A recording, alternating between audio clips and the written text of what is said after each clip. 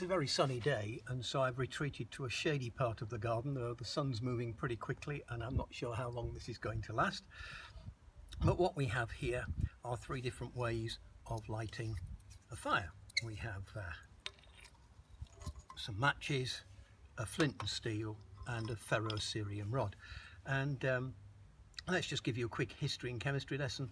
Ferrocerium rod, cerium discovered in Sweden in about 1828, wasn't really applied until about 1900 as a ferrocerium rod for lighting things. Matches didn't come into being until about 1830, and so for 3,000 years before that, everybody used flint and steel.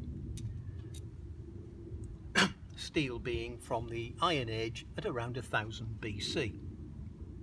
Before that, other techniques were used, and I'm not going to go into those today. I want to concentrate on the flint and steel today, as this is an ancient and quite a satisfying way of lighting a fire. In order to light a fire, you need something that is going to catch a spark, and I've retreated into this shady corner so that I hope you will be able to see the sparks. Now, the sparks from a flint and steel are about 800 degrees Celsius, perhaps 600, maybe not as much as that. Whereas a ferrocerium rod, that's producing 2000 degrees Celsius. That's very hot indeed. Not as easy to catch a spark with these. In order to catch a spark from a flint and steel, you need a number of possible materials. Spark's only 600 to 800 degrees hot, and it won't catch the things that a ferrocerium rod will. So I've got four things here that will. This one is a fungus that grows on ash trees called Daldinia concentrica. Concentrica because of the concentric circles there. It's shiny and black on the outside when you pick it. Pick the black ones, not the brown ones, they don't work as well. Let them dry and that will catch a spark. Here we have char cloth. This is made by putting inside a tin similar to this one, punch a hole in it, put it inside, stick it in a fire. When the smoke stops coming out the little hole, put a little wooden peg in it to stop the air getting back in, take it out the fire, let it cool, and this is what you're left with. It's basically cloth that's carbonised, and it's charcoal cloth, char cloth.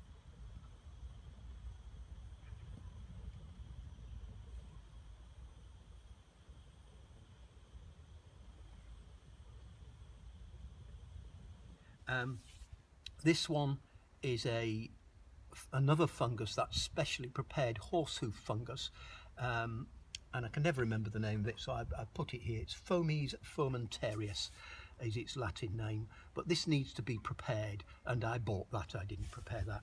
And finally, here we have a piece of basically dry rot, and you're looking for something that's quite spongy. And you just go in the woods and you'll find a rotten dead tree. It needs to be charred, and so simply put that in the fire or run a lighter over it, pop it back in a tin, put the lid on with no air, and it will go out. All the time when you're making fire, you want to be thinking about, where am I going to get the next fire? And if you can prepare materials that make life easier the next time, well, charring some dry rot. Sometimes the Americans call this punk wood, rotten wood, basically, punky wood. So I'm going to try and catch a spark on each of these. One of the easiest is the char cloth. Take the fluffy end. You want to place it on top of the flint, right near the edge, the sharp edge. And I probably ought to demonstrate the technique, which is to hold it like that, and with a loose wrist, scrape the steel down the flint, and what the flint is doing is acting like a plane, I suppose, and taking off a very thin shaving of the iron. The iron is so hot then it ignites in the air, giving you a spark. So with the char cloth, if we put it on top, we want the sparks to catch there. And already that's cooked. Oh, it's gone out. Typical. There we go, it's cooked.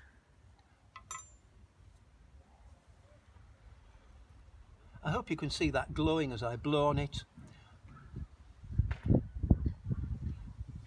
Now that's given us a, I'll just put that out because I might find that useful later. It's already still going. It's quite difficult to put out once it gets going. Look, I mean, the wind's got that and away it's going, and it does not want to go out.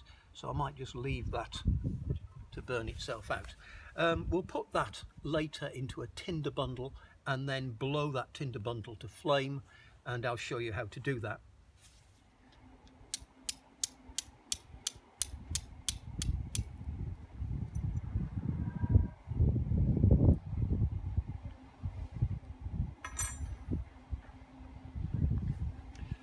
So what I've done is I've put the char cloth, that's it, got a spark on it there, you can see it smoking.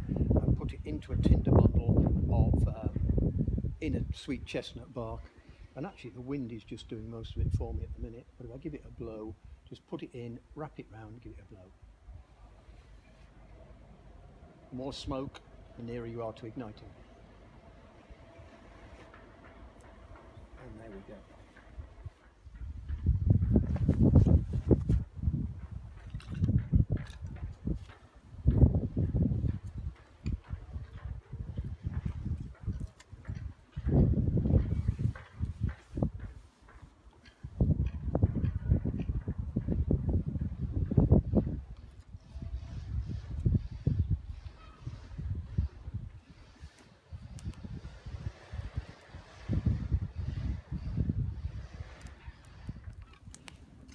Well, having got a fire, it seems a shame not to cook something, so I'm going to have a brew, and we're going to have a go at making blueberry pancakes as well, just for a bit of entertainment, and also it gets me my lunch. I have to say that that inner bark really caught fire very quickly.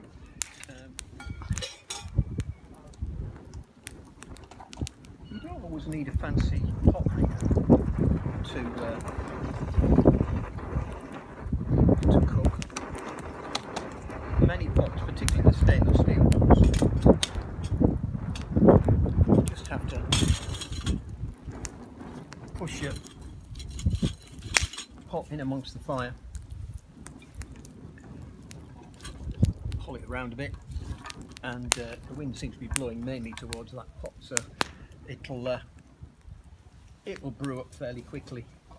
I also want to get the fire going and produce some embers so we can have a nice fry on.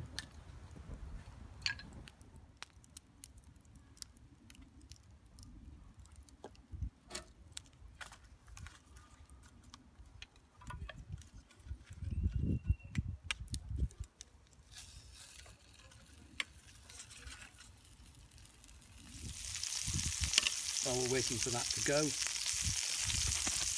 I've got my homemade mix here. If you want the recipe, you can contact me. I've written on to add 1 egg and 150 ml of water, so I remember my quantities. And we'll just crack an egg into there. There goes the egg. Pop that in the fire.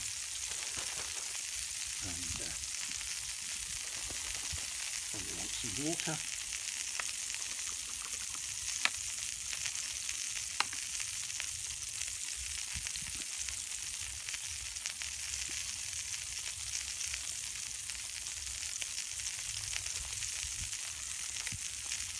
Exact quantities aren't important, but mixing it up in the bag is very easy because you just squidge everything like that. Saves you getting messy hands, messy bowl, easy to carry. Going to add a few blueberries in, just cook them a bit, soften them up.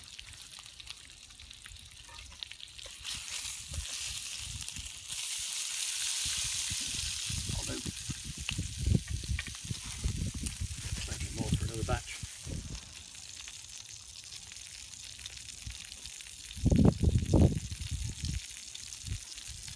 few of those blueberries into the mix now.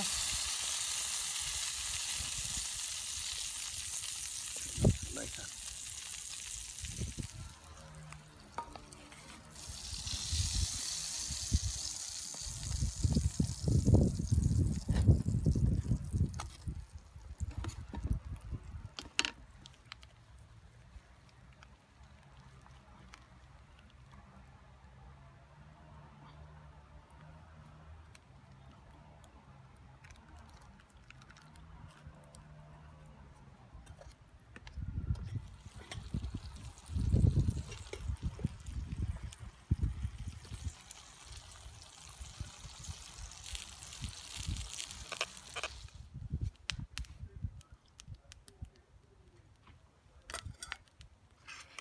Well, I'm going to enjoy my pancakes. Whoops.